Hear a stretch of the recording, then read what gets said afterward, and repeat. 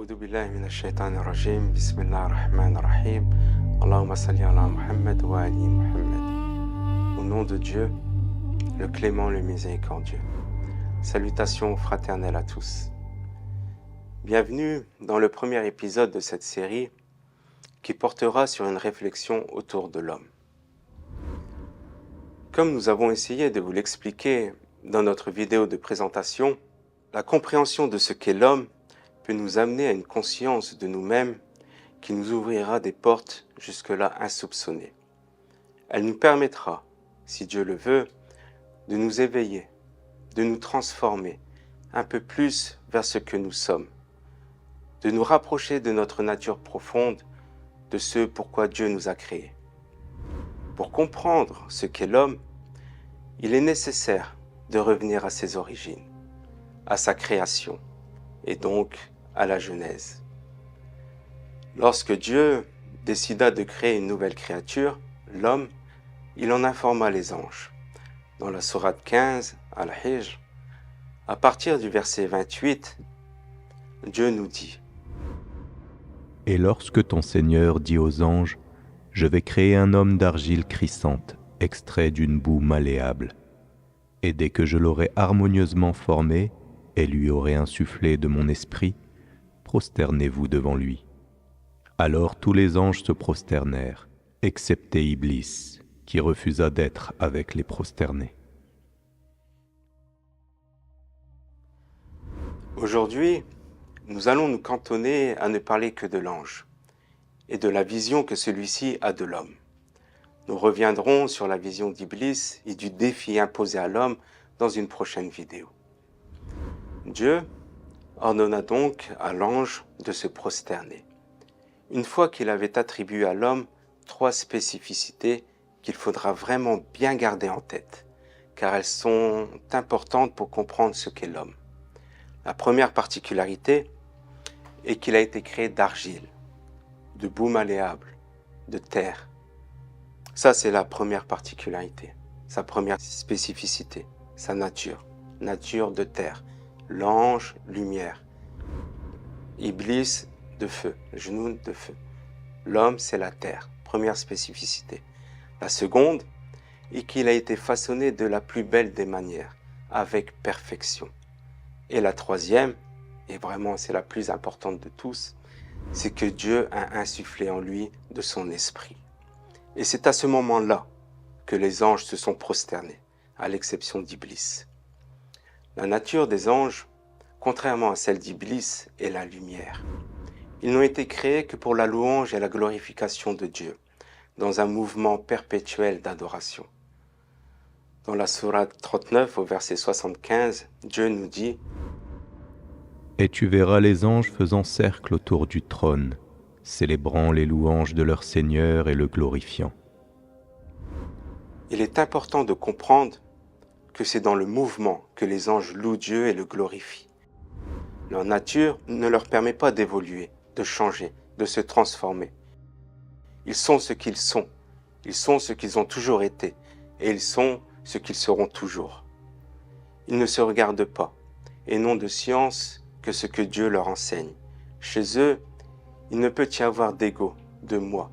Chaque parcelle de leur être est dirigée exclusivement vers Dieu. Ils sont dans une obéissance totale, entièrement tournés vers les louanges et la glorification de leur Seigneur. Mais pourtant, dans un verset, celui de la sourate de la vache, verset 30, Dieu nous dit « Lorsque ton Seigneur dit aux anges, je vais établir sur la terre un khalifa. Ils dirent, vas-tu établir quelqu'un qui mettra le désordre et répandra le sang, quand nous sommes là à te sanctifier et à te glorifier? Il dit, en vérité, je sais ce que vous ne savez pas. » Dans ce verset, nous voyons que les anges questionnent Dieu à propos de l'homme. Ils sont dans une incompréhension et une interrogation. Cette interrogation se comprend dans une vision limitée de l'ange sur l'homme, par laquelle Dieu leur répond « Je sais ce que vous ne savez pas ».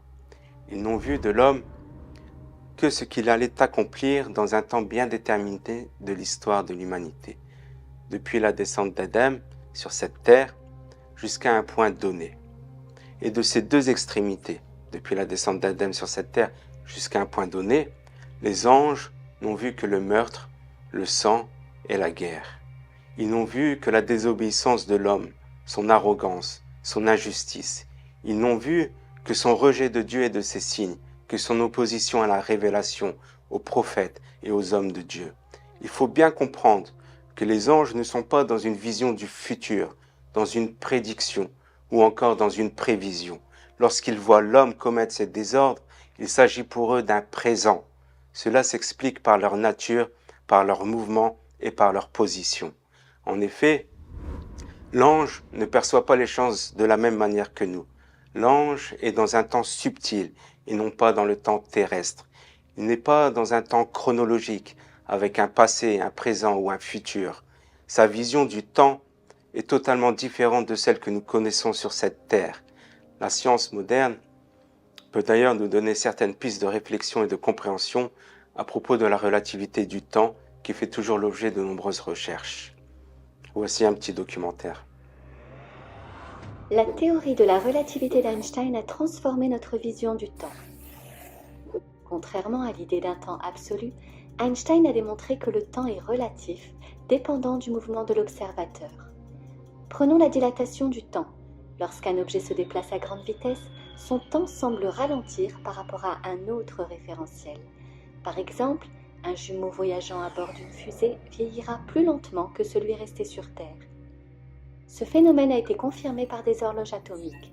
Celles en vol ralentissent par rapport à celles au sol. Einstein l'explique à la fois par la relativité restreinte, où le temps dépend de la vitesse, et aussi par la relativité générale, qui montre que la gravité ralentit également le temps. Le temps relatif est ainsi une réalité fondamentale, révélant que notre mesure du temps est influencée par la vitesse et la gravité. Nous comprenons donc que le temps de l'ange est totalement différent du temps qui s'écoule pour l'homme. La vision du temps sur cette terre est différente de la vision du temps dans les cieux. Cette notion du temps dans les cieux reste, malgré tout, une vision limitée par la hauteur et la position occupée par les anges. C'est en ce sens que l'on peut comprendre leur questionnement, leur incompréhension et leur interrogation sur l'homme. Ils n'ont pu voir qu'une partie de l'histoire de l'homme, car sa véritable histoire, sa finalité, sa mission ne viennent qu'après les limites de la vision que Dieu leur a imposée. Une finalité qui est l'essence même de nos recherches et de notre réflexion, et vers laquelle, si Dieu le veut, nous irons tous ensemble. N'hésitez pas à nous faire part, tout au long des épisodes, de vos réflexions, de vos questionnements et interrogations, afin de participer avec nous à l'éveil de nos consciences. Que la paix de Dieu soit avec vous, et je vous dis à très bientôt.